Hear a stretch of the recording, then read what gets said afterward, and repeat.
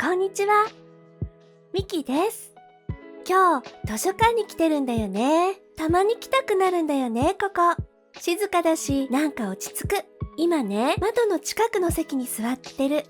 外を見ると、誰かが自転車を止めてる。向こうの席に小さい子供がいてね、ずっと本を読んでる。すごいなあ。全然動いてない。集中してる。私は、はい、ちょっとよそ見してます。でも、こういう雰囲気好きなんだよね。みんながそれぞれ何かしてて、でも静かでなんかいい。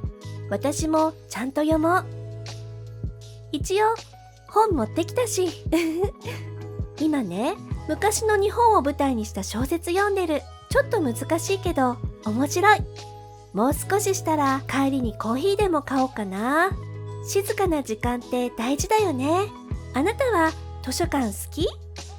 今日はここまで。見てくれてありがとう。また会いたいからチャンネル登録してね。